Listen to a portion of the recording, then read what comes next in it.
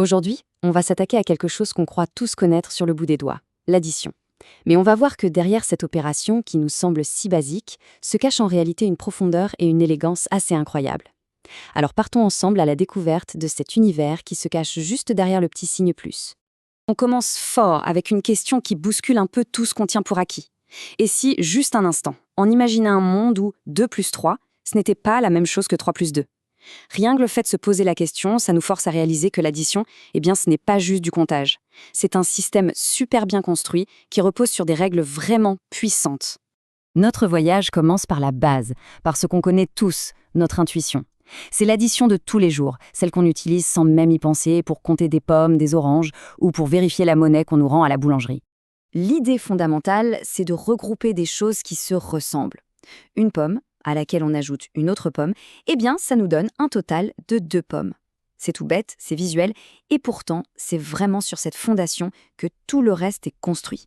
Bon, si on veut mettre ça en termes un peu plus formels, l'addition, c'est tout simplement l'opération qui consiste à regrouper des quantités. Le résultat, on l'appelle la somme, et les nombres qu'on ajoute, ce sont les termes. C'est juste le vocabulaire des maths pour décrire cette idée toute simple. Mais attention, cette idée qu'on qualifie de simple a une histoire super riche. On la retrouve chez Euclide dans la Grèce antique, qui s'en est servi comme base pour définir la multiplication. Et elle a été étudiée jusqu'à la fin du 19e siècle, où un certain Joseph Peano l'a formalisée de manière hyper rigoureuse. Bref, l'addition a toujours été au cœur des mathématiques. Allez, on creuse un peu plus. Il se trouve que notre intuition, sans qu'on s'en rende compte, elle s'appuie sur des règles mathématiques très, très élégantes. Et ce sont précisément ces règles qui rendent l'addition aussi fiable et aussi puissante. La première règle d'or, c'est ce qu'on appelle la commutativité. Ça veut dire que peu importe qu'on calcule 5 plus 10 ou 10 plus 5, le résultat sera toujours 15. L'ordre dans lequel on prend les nombres n'a absolument aucune importance. Et ça nous donne une flexibilité incroyable. Et puis, il y a l'associativité. Quand on a plusieurs nombres à additionner, on peut faire des petits paquets comme on veut. Calculer 2 plus 3 puis ajouter 5, ou bien calculer 3 plus 5 et l'ajouter à 2, ça donne exactement le même résultat. Ça nous permet de découper les grands calculs en petits morceaux beaucoup plus faciles à gérer. Et c'est là que ça devient vraiment intéressant. Ces propriétés, elles ne sont pas du tout universelles. Il suffit de penser à la soustraction. Là, c'est beaucoup plus strict. 5 moins 3, ce n'est pas du tout la même chose que 3 moins 5. L'ordre est crucial. Ça montre bien à quel point l'addition est une opération spéciale, une opération particulièrement flexible. D'accord, mais alors, comment notre cerveau fait-il pour apprendre un concept qui est à la fois si intuitif et en même temps structuré par des règles aussi précises? Il s'avère qu'il existe des méthodes d'apprentissage très efficaces pour ça. L'une des plus connues, c'est la méthode de Singapour. Cette méthode, c'est un peu comme un parcours en 3 grandes étapes, qui sont conçues pour construire une compréhension vraiment solide et durable. C'est un voyage qui nous guide en douceur, du monde physique et tangible jusqu'au monde abstrait des symboles. Tout commence avec le concret. Au début, les enfants touchent, déplacent, regroupent des objets bien réels. Des cubes, des perles, des jetons. C'est par cette manipulation physique que le concept d'ajouter des quantités s'ancre vraiment dans l'esprit. Ensuite, on passe à la deuxième étape, l'imager. Là, on ne manipule plus les objets, on les dessine.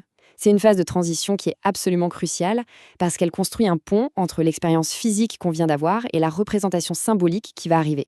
Et c'est seulement à la toute fin qu'arrive l'abstrait, l'équation pure. 2 plus 3 égale 5.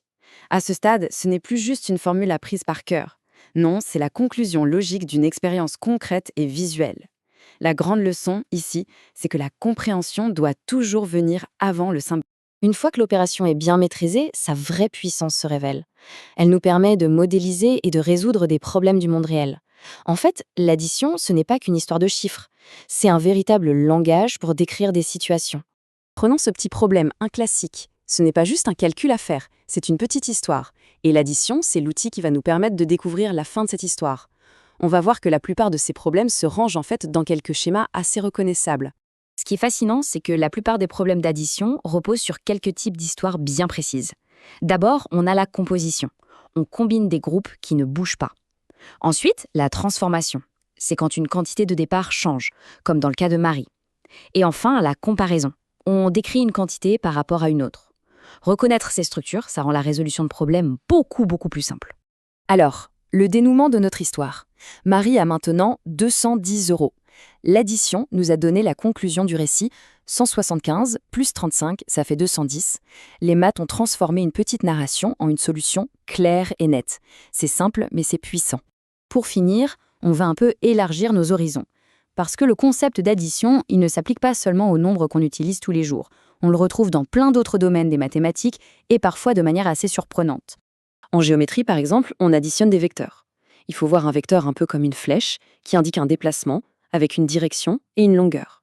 Et pour additionner des vecteurs, c'est assez simple. On combine leurs déplacements en additionnant chaque coordonnée séparément. Et là, on entre dans un monde vraiment à part, l'arithmétique modulaire, qu'on appelle aussi l'arithmétique de l'horloge. Ici, les nombres tournent en boucle, exactement comme les heures sur un cadran. Par exemple, sur une horloge de 5 heures, si on part de 3 et qu'on ajoute 4 heures, on n'arrive pas à 7. Non, on fait le tour, on repasse par 0 et on atterrit à 2. C'est un monde fini où l'addition nous fait tourner en rond. On est parti d'une simple pomme pour arriver à des vecteurs et à des horloges mathématiques. L'addition, c'est vraiment comme un iceberg. Ce qu'on utilise au quotidien, c'est juste la petite pointe visible alors qu'en dessous se cache une structure immense et fascinante. Et ça amène à se demander quels autres concepts de tous les jours, qu'on croit si bien connaître, cachent en fait un univers tout aussi riche.